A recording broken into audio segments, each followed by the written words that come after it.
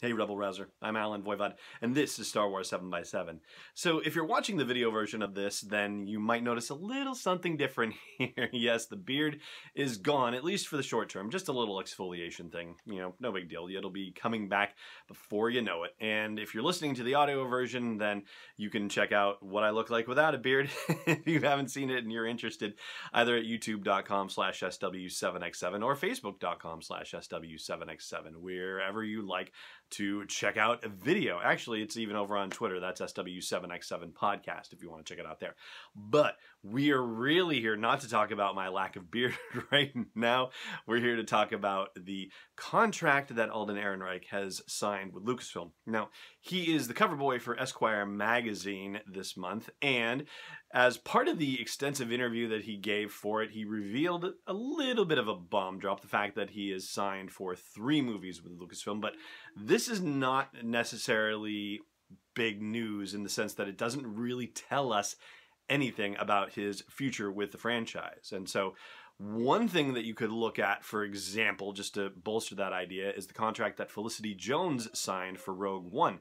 Now, when she signed that contract, at the time, Jyn Erso's character was going to live. She was going to survive the events of Rogue One. And so it made sense for her to sign a contract that had her with an option for a sequel. And she famously said that, you know, it does have a number in the title. And of course, that doesn't necessarily mean that Rogue One was meant to be, oh, one as in the first movie, right? But, you know, it's a good joke all the same. Anyway, she has an option for a second Jyn Erso movie. And whether that means she could actually show up in Solo: A Star Wars Story, it's kind of an intriguing prospect, but I don't think that's really legit. At the uppermost range, she would be 15 or 16 years old, her character would be, in the Solo: A Star Wars Story movie. So I highly doubt that we're going to see Jyn Erso in Solo: A Star Wars Story. It doesn't make sense. But why would they sign her to an option year when she's not going to be in another movie because she's dead? Well, maybe they have, you know, an idea for a movie that happens just before Rogue One, a prequel to Rogue One, if you will. And so I guess that leaves out the possibility. But obviously it really was done because of the fact that they thought she was going to live initially. And so there could have been room to do a Jyn Erso movie during the original trilogy era, like that 0 to 4 ABY situation. Now, obviously the Alden Ehrenreich situation is much different. First of all, because we know he's going to live. We know Han Solo is going to survive the events of Solo: A Star Wars Story. So, yeah, that certainly makes it legitimate to have an option on multiple movies. But it's really more of a safety thing when you think about it. I mean, on the one hand, you know, if Lucasfilm has a giant hit on its hands and they want to do more Han Solo movies, well, wouldn't it be in their best interest to have Alden Ehrenreich signed to multiple movies? I mean, think about it in terms of any professional sport. You know, you sign a contract for a number of years with a player, and hopefully that player gets really good and does really well for your franchise, and then you can enjoy the benefits of that player's value even though you're not paying near to what the market value would be for that player. Well, it's the same thing with movies. I mean, if they've got Alden Ehrenreich signed for a decent amount, I mean, they're not going to be paying him Harrison Ford money. I mean, of course they're not. But if they've got him signed for a decent amount of money and it turns out that his star goes, you know, rises like crazy, well, then they've got him signed for another couple movies and they've got him on the cheap by comparison. So it's an incredibly smart business move for Lucasfilm, but it doesn't tell us anything about their future movie plans at all. And the other thing that, you know, just as a Star Wars fan, you want to grab onto is that number 3, right? The fact that he's signed for 3 movies overall, everybody thinks, oh, trilogy, right? And, you know, I'm of an age where I grew up reading the Brian Daley Han Solo trilogy, right? Star's End and Han Solo's Revenge and Han Solo and the Lost Legacy. And so the idea of doing anything in 3s with Han Solo, you know, I'm on board. Right? You know, it's just a good feeling to think of it that way. But, again, it doesn't necessarily mean anything.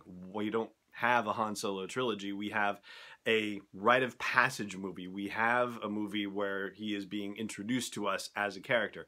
I guess you can make a case for him having an extremely dark period of time in a second movie, a la The Empire Strikes Back, a la The Last Jedi, right? It's form, not formula, let's be clear. I'm not trying to say, oh yeah, let's do A New Hope and then The Empire Strikes Back, but with Han Solo as the main character. And, Dryden Voss is Darth Vader or something like that. No, we're not talking about anything like that here. Ultimately, I just don't want you to jump to conclusions just yet. I don't want to jump to conclusions just yet either, because right now, Lucasfilm is operating on a one movie a year situation, and, it still remains to be seen whether they can ramp up that production pace. And I'm sure Disney would love to see them ramp up that production pace and get to a place where they could be 2 years a movie, 2 movies a year, at least, like the Marvel Cinematic Universe. But Marvel has been working on that churn for quite a while, and the level of source material that they have to draw from is enormous by comparison. Yes, you can say expanded universe, but it's not that simple, of course, for Star Wars. And so, let's not jump into conversations about the expanded universe and the stuff that they could pull from there, okay? They've got their own mind about how they're going to do that, and we have to let them figure it out. So, that being said, when you look at the years from 2021 and onward, we've got a Rian Johnson, a D.B. Weiss, and David Benioff. Is that right? Yeah, it's D.B. Weiss and not D.B. Benioff. Anyway, those guys have Star Wars booked for the better part of the next decade. And so whether a Han Solo movie is a part of that, not seeing it. Certainly not Rian Johnson's trilogy, which is supposed to be entirely different from anything else. And Benioff and Weiss, well, who knows? I mean, it's possible they could work on a Han Solo situation, but I find that to be unlikely, and ultimately it would be self-defeating in terms of Lucasfilm's continued viability, because they need to build out the franchise even more. They need to build out the universe, and so that's why they've got people like Weiss and Benioff on. That's why they gave more money and more films to Rian Johnson. That's why they've got Jon Favreau working on stuff too, with that whole TV series that's going to be taking place 7 years after Return of the Jedi. So yeah, they need to expand it, and so I don't know if Han Solo is in the plans just yet. They need a really good reason to do it, and they also need a really good box office performance from Solo: A Star Wars Story to justify it too. And that's going to do it for our conversation about Alden Ehrenreich and him having 3 films in his Lucasfilm contract. Over on the audio version of the podcast, I'll be doing Last Jedi Trivia. That's at sw7x7.com/iTunes or wherever you like to listen to podcasts. But for now, it just remains for me to say thank you so much for watching, and may the Force be with you wherever in the world you may be.